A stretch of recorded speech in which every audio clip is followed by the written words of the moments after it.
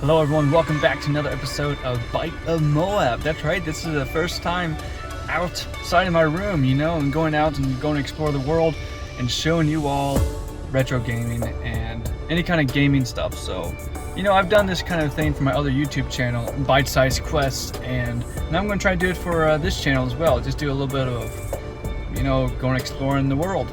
Get outside the computer room and out into the world. And into another room, big room full of gaming, pop culture stuff. So let's dive on into it, and I'll show you what's going on. I'll probably do a lot of voiceovers, kind of like what a Metal Jesus Rocks does. So yeah, let's do it. Okay, let's do it.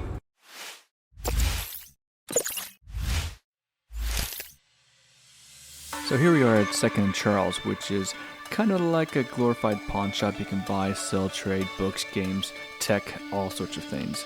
So yeah, it's just like an upscaled pawn shop, but you can't pawn items and expect to get them back. So here we go. Let's pop on in.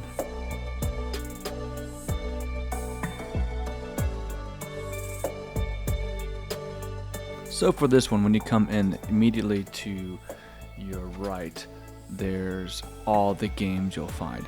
In the showcases, that's where they have the glass panels. That's where they have the more expensive games. But here on the outside, that's where it's more of the cheaper games, I would say. So here we have the Xbox 360 games. You have all the games you can remember from your childhood. Yeah, Beowulf. Down below they have a small selection of Xbox games. The OG, that's right. And those are the games back in the day. Counter-Strike. Oh, I love that. I never played multiplayer, the online one. I played just a regular. And this was a celebrity death match. I remember seeing that as a kid, thinking that'd be so cool to play, the claymation style, but yeah, I didn't think my parents would let me buy that because of the M rating. And here's just some of the showcase of the games behind the case. They had a couple Pokemon games, a lot of Switch games. Usually they're pretty expensive, but sometimes you might find a good deal or two here, like Mortal Kombat for $20. I actually have one, and I'm thinking of selling it myself. So I might pop it on eBay. And here you have the PlayStation 1 games. Those are pretty cool. And you have a lot of the Soul games. That's pretty cool. Yeah, all the 2nd Charles I've been to along the East Coast and even somewhere in Tennessee, they all have the kind of like the same setup, where they have the showcase games if you want to find more high dollar items. And if you want to just go out to the outside area where all the other retail merchandise is, that's where you go and get your regular, cheaper, easier to find games. And here is where we find all the PS2 games. Destroy All Humans. I used to play that a lot back in the day, and it's $10 here. But since they made the remake of it, I figured why would I even try to buy that, I tried to open up the case, but they taped it up, so I couldn't really get it and use it and check out this CD if it was good or not. And then Max Payne, I played that, and I probably shouldn't have played that when I was a kid. That screaming baby level was horrifying. If you remember that, you know. Oh, and even a Godot Elemental Forces. I remember seeing that in I think some of the Game Pro magazines or PlayStation magazines, one of those things. Haven. I also remember seeing that in the magazine, so I was thinking that was pretty cool back in the day. Of course, looking back now, I see with rose-colored glasses, I'm thinking it really wasn't that good. Marvel Nemesis, I've heard that's okay, but they had some characters in it that's just mediocre or unheard of. Now, Kengo, I used to play that a bit. I rented that out one time, and that's pretty fun. That's pretty fun. You don't see too many samurai games back then that actually fighting. I know you had the Tenshu games, but Scooby-Doo, that's pretty cool. But that wasn't the one I was looking for. The Scooby-Doo, that one, the 1,000 Nights or 1,000 Frights, whatever it was. That's pretty cool. But I wasn't interested in the best games. Like, if I'm going to pick up a game, I like to get the actual black label. And I think that's for any kind of game, really. Then of course I had the SNES games, the retro games. They had every second Charles has Duck Hunt and Super Mario Brothers. I mean, or even every retro game place, they have those the combo NES game, which is pretty cool. You know, if I play NES games or SNES, I usually play it on the retro one I have. The football game. It's pretty cool. And of course they have Elmos. I mean, you can't be an OG or you can't be a collector without getting one of those, you know. And if they have some Sega Genesis games now. Hide and seek game Barney. I mean, hey, some people might like it, you know. Some people might go crazy for that. And so you're probably somewhere watching it somewhere in the world saying, "Oh my gosh, that's the last item I need for my Sega Genesis collection." Yeah, it's here at Second Charles, so you know, come out, check it out. They also have the Atari 2600 games, which is awesome. That's awesome. And of course, you have your Wii games, not Ouija games, Wii games, and they had a selection of Wii U games as well.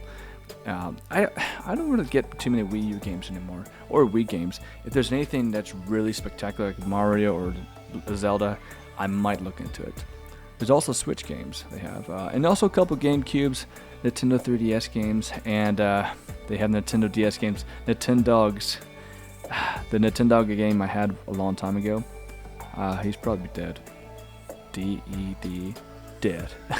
Poor doggy. Of course, they have the PSP games, which I love, and then the PlayStation 1 games. These are the places I usually check out, see if there's any kind of hidden deals. Rugrats, I used to play that a long time ago in one of the games. It was kind of like I wouldn't say Mario Party, but it had multiple mini games in it. I know a lot of people really don't like it, but I thought it was pretty cool. But I haven't played it in 20 plus years, so you know I might think differently nowadays. Siphon filter. I've seen that at a lot of places actually. Siphon filter is actually pretty cool if I remember correctly, but the camera controls and the third person jankiness of it, you know, I don't know if it really translates well nowadays.